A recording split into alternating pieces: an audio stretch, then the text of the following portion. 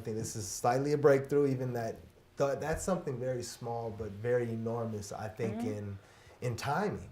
Because I believe that citizens many times, even like myself, I wouldn't know to kind of be patient and go through that flow if I know that it has to happen, but knowing that they're going to end up having to tell me, even if I just sit here and don't say anything. Yeah.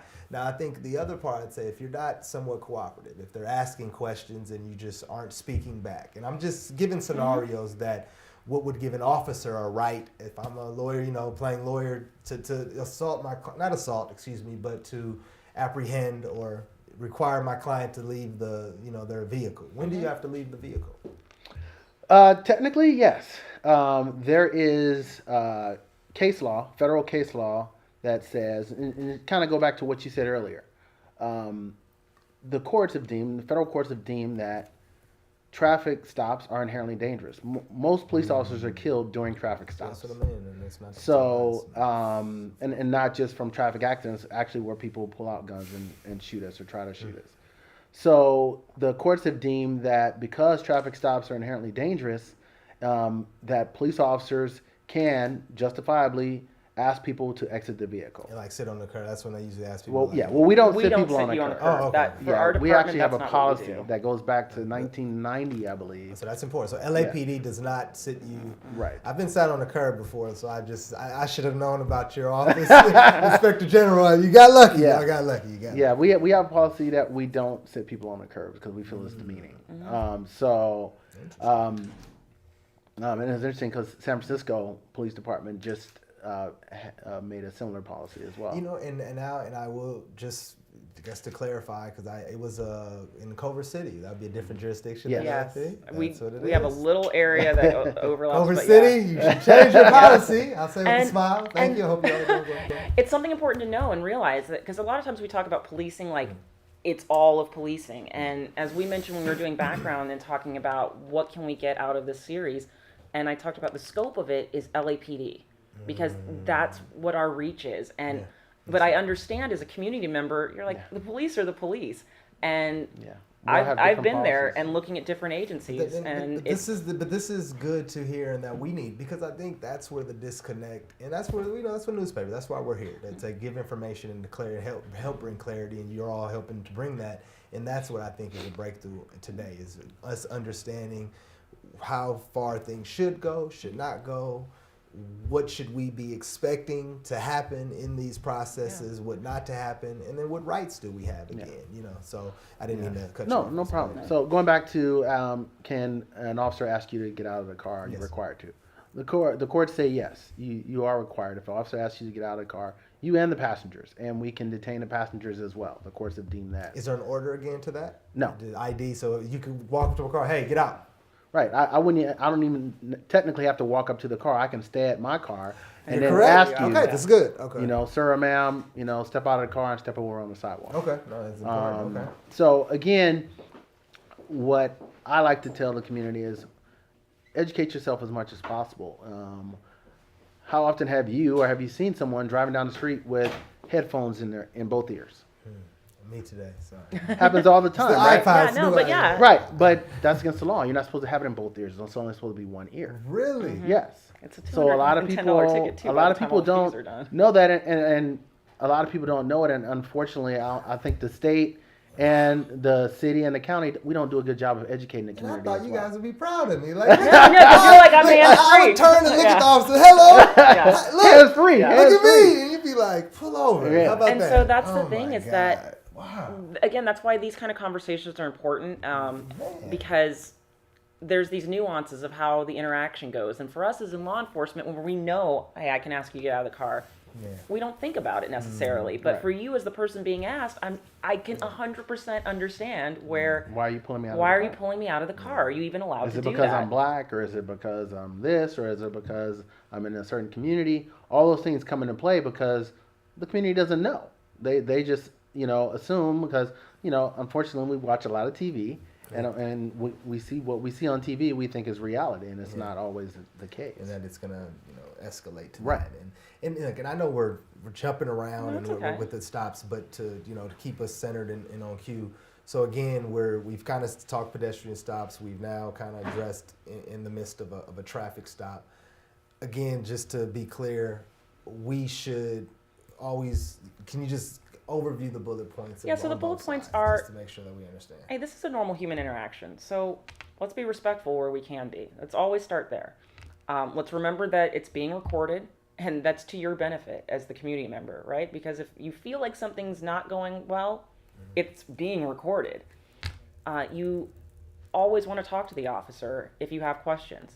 At the point at which you feel like the officer's not answering your questions, or that there's not really a resolution to the situation, ask for a supervisor. The supervisor, Jody and I have both been field supervisors, like I said before, and when you show up to that call, you're more dispassionate about it, right? Like you haven't been there for the tension and the build up, and so you're coming in and being objective of, okay, so why are we here?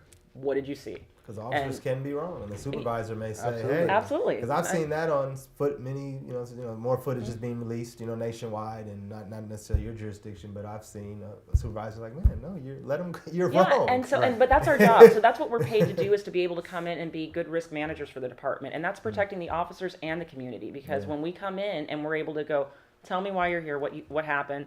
The officers are giving what they feel like the fact pattern is. You go and talk to the community member. You're able to go, okay, let me sift through this. A quick footnote to that with traffic stops is that supervisors can't overturn the ticket in the field. So if you feel like the officer cited you for something, and you're like, I did not run that red light, I don't care what they say. For citations, you go to court. And that's just something to know. The supervisor can come out there and talk to you about it, but they're not going to be able to go to the officer and go, you go cancel that ticket for the observation you made about their driving. And so that's a weird one-side footnote. But for all of these other things, which tend to be based off the dynamics, generally where this all starts is the quality of the interaction. Because even when people are frustrated, it's pretty rare, in my experience, that if I'm fully respectful of them, that their frustration causes them to go, I still want a supervisor anyway. Couple questions to ask for the citizens' sake. If you have an interaction that you want to report, did you go straight directly to the inspector general and the police department that you like? Where should the you can do report one path works, because it all has to get taken care of. We also have forms. You can fill out a form and a complaint form. Every station has them. We have them online. We have a hotline available. So if you, again, like Jody mentioned, it's possible that you go, I don't want to talk to any of you right now, or you don't have time, right? You don't want to wait for the supervisor. We have a 1-800 number that's available to call in and leave a voicemail to make the complaint process. The Inspector General's office is always available. You can go to our internal affairs, and make the complaint there. So there's numerous different avenues that a person can take.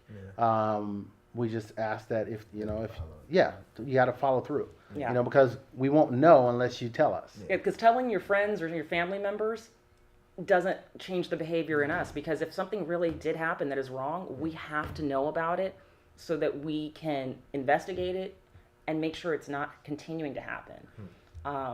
Or even if you decide not to make that complaint right off the bat, document it, because later on, because I don't know how many times I've had people say, oh, you know what, this officer did this and he or she was rude. And it's like, okay, well, where were you?